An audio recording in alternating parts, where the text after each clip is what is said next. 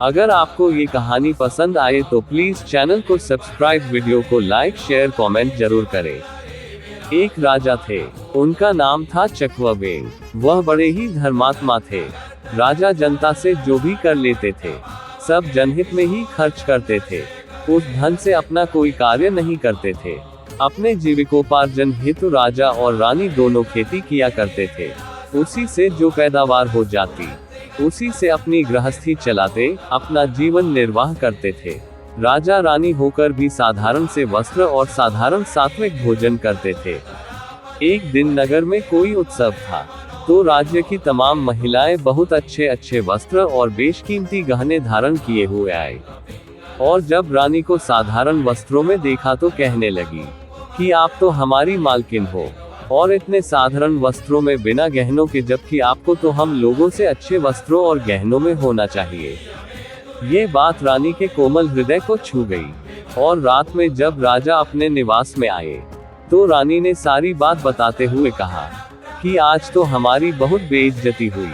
सारी बात सुनने के बाद राजा ने कहा, क्या करूं, मैं खेती करता हूँ, जितना कमाई होती है घर गृहस्थी में ही खर्च हो जाता है। क्या करूं, प्रजा से आया धन मैं उन्हीं पर खर्च कर देता हूँ। फिर भी आप परेशान न हो, मैं आपके लिए गहनों की व्यवस्था कर दूंगा, तुम धैर्य रखो। दूसरे दिन राजा ने अपने एक आदमी को बुलाया और कहा कि तुम लंकापति रावण के पास जाओ और कहो कि राजा चक्रवेणु ने आपसे कर मांगा है और उससे सोना ले आओ। वह व्यक्ति रावण के दरबार में गया और कर मांगा। इस पर रावण हंसते हुए बोला, अब भी कितने मूर्ख लोग भरे पड़े हैं। मेरे घर देवता पानी भरते हैं और मैं कर दूंगा।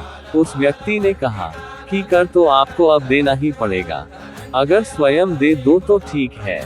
इस पर रावण क्रोधित होकर बोला कि ऐसा कहने की तेरी हिम्मत कैसे हुई, जा चला जा यहाँ से। रात में रावण अपनी पत्नी मंदोदरी से मिला तो ये कहानी बताई। मंदोदरी एक पतिव्रता स्त्री थी।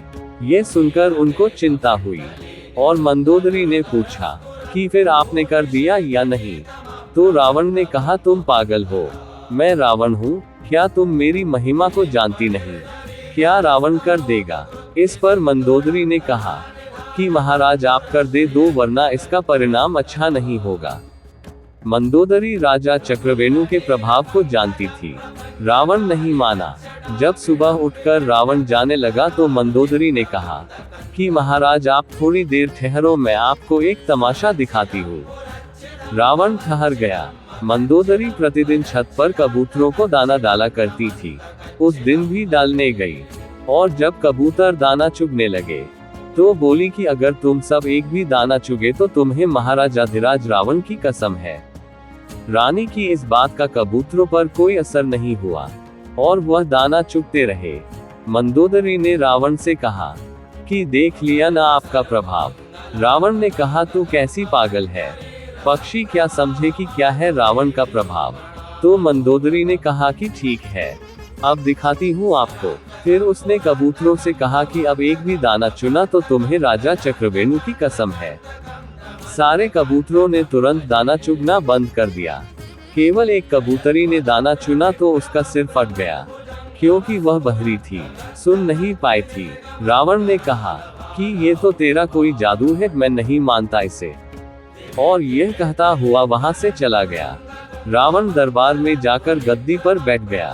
तभी राजा चक्रवेणु का वही व्यक्ति पुनः दरबार में आकर पूछता है कि आपने मेरी बात पर रात में विचार किया या नहीं?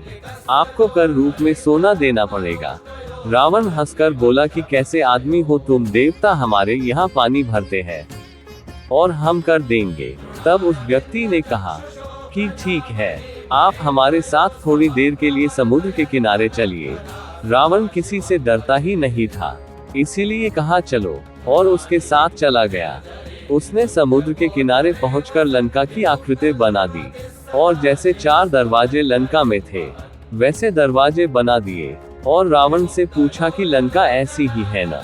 तो रावण ने कहा, हाँ ऐसी ही है, तुम तो बड़े कारीगर हो। वह आदमी बोला कि अब आप ध्यान से देखें, महाराज चक्रवेणु की कसम है। ऐसा कहकर उसने अपना हाथ मारा और एक दरवाजे को गिरा दिया। इधर बालू से बनी लंका का एक हिस्सा बिखरा गया, उधर असली लंका का भी वही हिस्सा बिखर गया।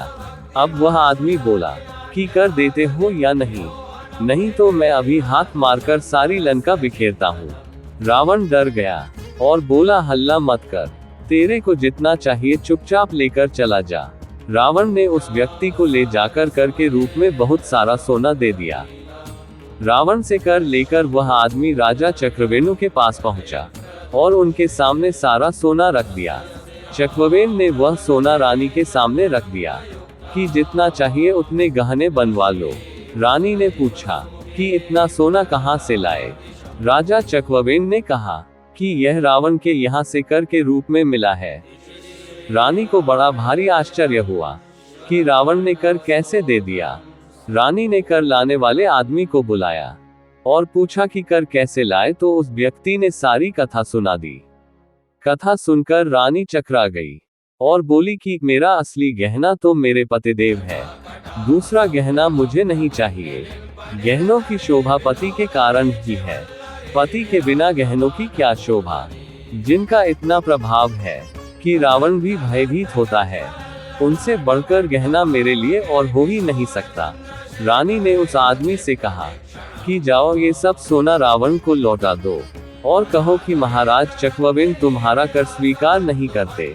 इस कहानी से यह सीख मिलती है कि मनुष्य को देखा देखी न पाप न पुण्य करना चाहिए और सात्विक रूप से सत्यता की शास्त्रोक्त विधि से कमाई हुई दौलत में ही संतोष करना चाहिए।